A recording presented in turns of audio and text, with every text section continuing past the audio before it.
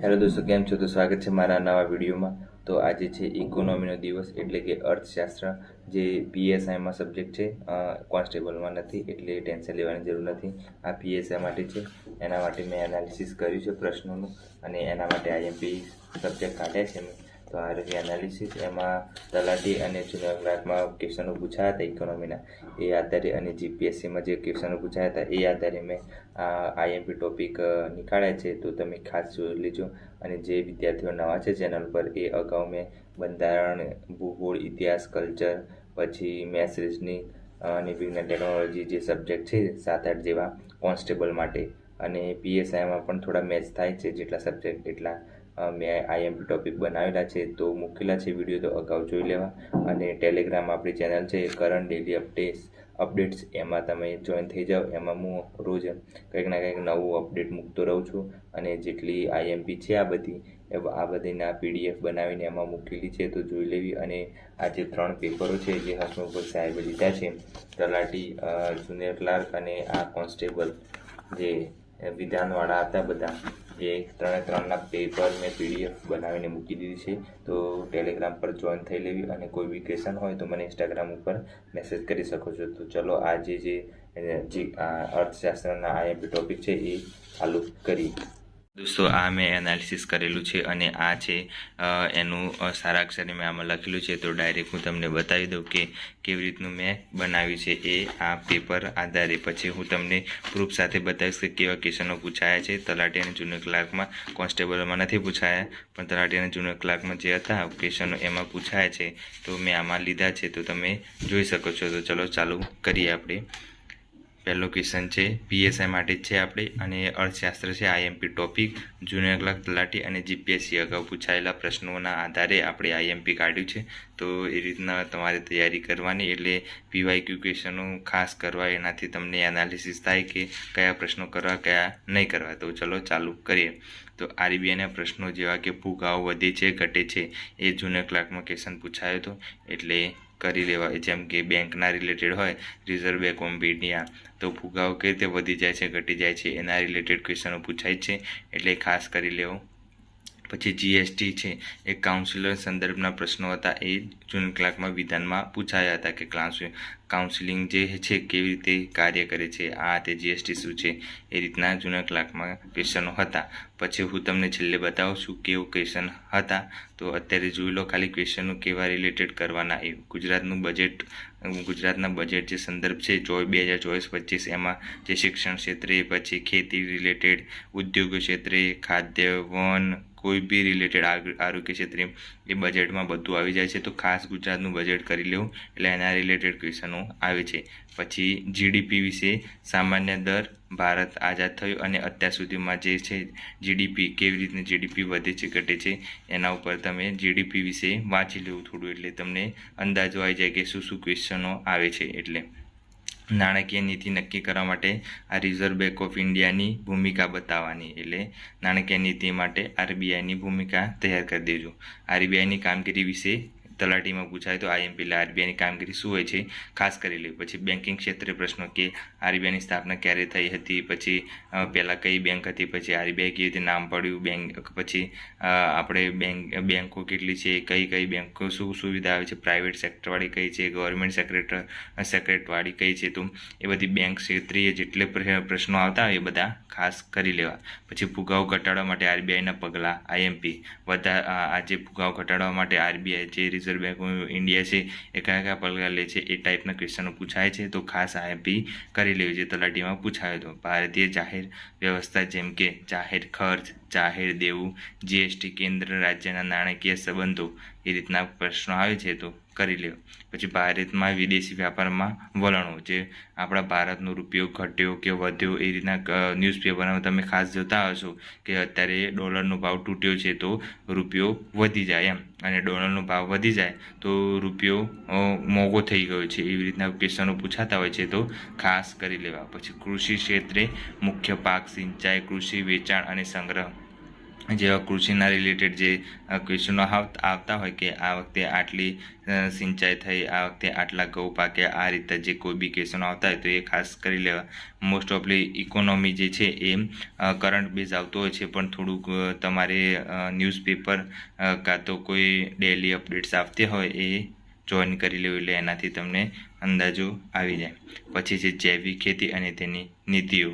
પછી ગુજરાતનું અર્થતંત્ર, અને જેમાં ગુજરાતના સામાજિક ક્ષેત્રે જે કાર્યો થતા હોય એ જોઈ લેવું. પછી છેલ્લું છે કે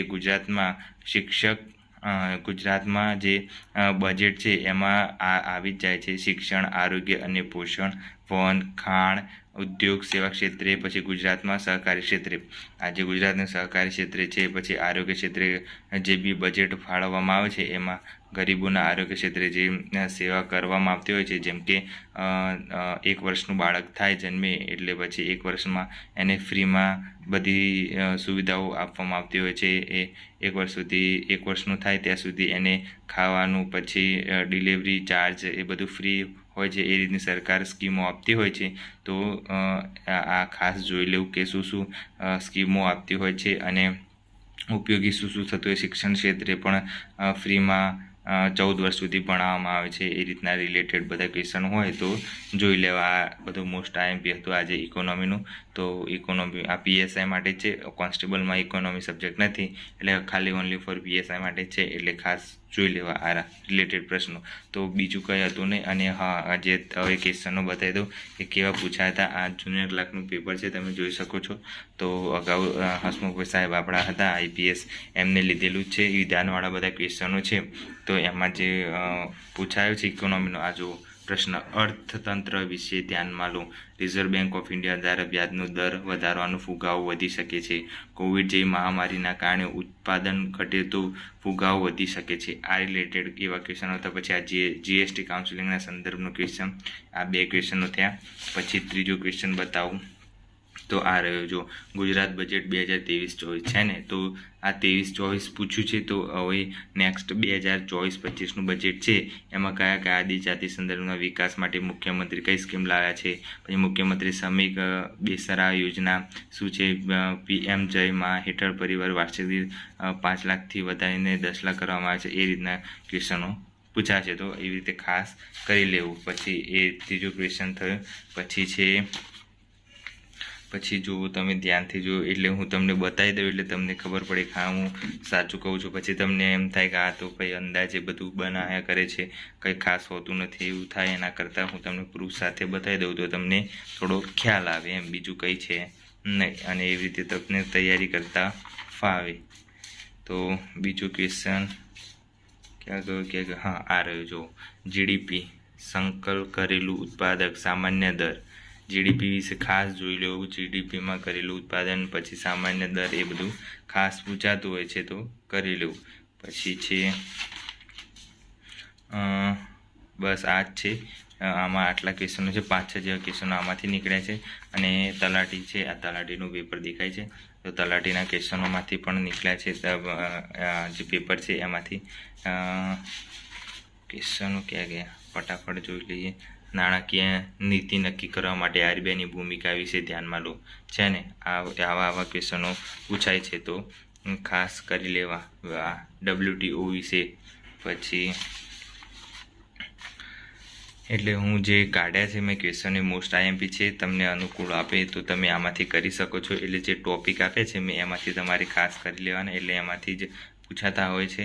એટલે ખાસ મોસ્ટ આઈએમપી એટલા માટે મેં બનાવી દીધું છે અલગથી. આ ટાઈમ કાઢીને બનાવવો પડે છે. જો એક બેંક ગ્રાહકની લોન દર બીજે વિકલ્પ જોવાના છે. 10% સાદું વ્યાજ અને 9.5% ચક્રવૃદ્ધિ વ્યાજ એ રિલેટેડ પૂછાય છે, એટલે જોઈ લેવું. પછી બેન્કિંગ ક્ષેત્રે પૂછાય છે. બેન્કિંગ ક્ષેત્રે 2007થી વિશ્વ નાણાકીય કટોકટી પશ્ચિમ સ્તર આ રીતે નિયમિત દુનિયામાં તમામ દેશોમાં સમાન ધોરણે લાગુ પડે એના વિધાનો માટે ક્વેશ્ચનો પૂછાય છે. તો બેન્કિંગ ક્ષેત્રે ખાસ કરી લેવું. બેન્કિંગ ક્ષેત્રના ક્વેશ્ચનો પૂછાયા છે એટલે. પછી છે બીજું કોઈ ક્વેશ્ચન હા જો લાસ્ટ મેં કીધું ફુગાવો વધારો. ફુગાવો ઘટાડવા સામાન્ય રીતે આરબીઆઈના પગલાં. બેંક રેટ ઘટાડો, રોકડ અનામત પ્રમાણમાં વધારવું, તરલ પ્રમાણ ઘટાડવું, રિઝર્વ રેપો રેટ ઘટાડવો, પછી પહેલો ચોથો પહેલો ત્રીજો બીજો ચોથો પહેલો ત્રીજો ચોથો એ રીતે શોધવાનું હોય છે. તો ફુગાવો વિશે ખાસ જોઈ લેવું, ફુગાવો ઘટાડવાના પગલાં RBI કેવી રીતે લે છે તો ધ્યાન રાખવું. તો દોસ્તો તમે જોઈ શકો છો મેં આજે 2 પેપર છે, જુનિયર ક્લાર્ક અને તલાટી, એના આધારે અર્થતંત્રના જે આઈએમપી હતા એ નીકાળે છે અને જે ખૂબ યુઝફુલ રહેશે. અને આની જે PDF છે એ મેં ટેલિગ્રામ પર મૂકી દીધી છે. તો તમે જો જોઈન ના કર્યો તો જોઈન કરી લેજો, કરંટ ડેલી અપડેટ્સ કરીને છે. નહીં તો આ વિડીયોના ડિસ્ક્રિપ્શનમાં પણ હું લિંક મૂકી દઈશ ટેલિગ્રામની, એટલે જોઈન કરી લેવી. પછી બીજું છે કે કોઈ બી ક્વેશ્ચન હોય તમારે તો તમે મને ઇન્સ્ટાગ્રામ પર મેસેજ કરી શકો છો, એટલે હું એમનો રિપ્લાય આપી દઈશ. અને નવા હોય તો તમે ચેનલને સબસ્ક્રાઈબ કરી દેજો અને બીજાને શેર કરો, એટલે બીજા જે ગામડાના વિદ્યાર્થીઓ છે એમને બેઝિક ખબર બી નથી હોતી કે સિલેબસ શું હોય છે આ તે. તો સિલેબસ ના ખબર હોય તો એ આપણે ટેલિગ્રામ ચેનલ ઉપર સિલેબસ મૂકી દીધું છે PSI અને કોન્સ્ટેબલનો, તો એ પણ જોઈ લેવું. અને ડેલી અપડેટ કોઈ બી ન્યૂ અપડેટ આવતી હોય છે ભરતીના રિલેટેડ, પછી ન્યૂઝ હોય કોઈ બી હોય તો આપણે ટેલિગ્રામ પર મૂકી દઈએ છીએ, એટલે તમને ઉપયોગી થાય કે શોધવાની જરૂર પડે નહીં, એ રીતે છે. પછી આ તમને અર્થશાસ્ત્રના IMPની PDF છે એ હું મૂકી દઈશ ટેલિગ્રામ પર, એટલે એની પણ વાંધો નહીં આવે. અને આગળના જે ઇતિહાસ, ભૂગોળ, કલ્ચર એ બધાને મેં બનાવી દીધા છે IMP ટોપિક, તો એ પણ જોઈ લેવા, એટલે તમને અનુકૂળ આવે. અડધા જોતા નથી અને ડાયરેક્ટ કોમેન્ટ કરે છે કે બંધારણ માટે લાવો, આના માટે લાવો, પણ આપણે ઓલરેડી બધું બનાવી દીધું છે. આ છેલ્લે PSIનું બાકી હતું, ઇકોનોમી અને પર્યાવરણ બાકી છે. જો તમારી PSIમાં પર્યાવરણ જોઈતો હોય તો કોમેન્ટ કરજો, તો હું પર્યાવરણ વિશે IMP ટોપિક લઈને આવીશ. અને આ IMP ટોપિક ઉપયોગી રહે છે એટલે વાંધો નહીં આવે, અને તમારી માર્ક્સ ખેંચવામાં અને મહેનત કરવામાં થોડું સરળ રહેશે, એટલે વાંધો નહીં આવે. બીજું છે કે હવે પર્યાવરણ બાકી છે, પછી બીજું છે વિજ્ઞાન અને ટેકનોલોજી, એ કોન્સ્ટેબલ માટે મેં બનાવી દીધું છે, ખાલી PSI માટે બાકી છે. તો PSIનું બનાવી દઈશ થોડાક ટાઈમમાં, એટલે જો તમે કોમેન્ટ કરજો તો PSIની જરૂર હોય તો બનાવી દેજો, કેમ કે ખાસ PSIનો કોઈ વિડીયો જોતા નથી એટલે ખોટો ટાઈમ વેસ્ટ થાય છે, એટલે હું બનાવતો નથી PSI, કેમ કે વધારે પ્લોટ કોન્સ્ટેબલનો છે અને કોન્સ્ટેબલના વિદ્યાર્થીઓ છે એ જ ખાસ સપોર્ટ કરે છે અને એ જ જોવે છે. PSIનો કોઈ ખાસ સપોર્ટ કરતો નથી, એટલે પછી વિડીયો બનાવવાનું થતું નથી મને, એટલે હું બનાવતો નથી PSI રિલેટેડ. પણ તમે કોમેન્ટ કરજો, જો તમે સપોર્ટ કરશો તો આપણે PSI માટે પણ બનાવીશું. અને બીજું કંઈ છે નહીં, આપણે તૈયારી જે કરતા હોય એ રીતે બીજાને સલાહ આપીએ તો વાંધો નહીં આવે, અને ખોટી સલાહ આપણે આપતા નથી, સારા માટે જ કહીએ છીએ. એટલે નવા હોય ચેનલ પર તો સબસ્ક્રાઈબ કરી દેજો અને શેર કરજો. અને જૂના વિડીયો ના જોયો હોય તો જોઈ લેજો. એના માટે IMP પછી જે તમારી બુક લાવવાની હોય એની બુક લિસ્ટ પણ બનાવી છે કોન્સ્ટેબલ માટે, PSI માટે. અને પછી જે જાહેર વહીવટ છે PSIમાં અલગથી, એની બુક મેં વસાવી દીધી છે કે હવે બુક જાહેર વહીવટની. પછી હું તમને એનો રિવ્યૂ બતાવીશ, મારી જોડે પણ છે, 1 મિનિટ બતાવી દઉં. આ રહી જાહેર વહીવટની મારી જોડે છે, IC રાજકોટની છે મારી જોડે. તો આ 100 રૂપિયાની બુક લાવ્યો હતો, તો જાહેર વહીવટની બહુ સારી બુક છે. તો જાહેર વહીવટ કેવી રીતે કરવું, શું કરવું, એના રિલેટેડ એક ક્વેશ્ચન બનાવીશ. અને આમાં IMP જાહેર વહીવટ વિશે IMP બનાવવાની બાકી છે, તો એની પણ બનાવી દે, એટલે તમને અનુકૂળ આવે તો તમે જોઈ શકો છો. તો આવી રીતને આજે ખતમ કરીએ આપણે, અને મળીએ નવા વિડીયોમાં. ત્યાર સુધીમાં તમે નવા હોય તો સબસ્ક્રાઈબ કરી દેજો, શેર કરી દેજો અને કોમેન્ટ કરજો કોઈ બી પ્રોબ્લેમ હોય તો, કાં તો મને ઇન્સ્ટાગ્રામ પર મેસેજ કરજો. તો મળીએ નવા વિડીયોમાં. Bye bye, take care.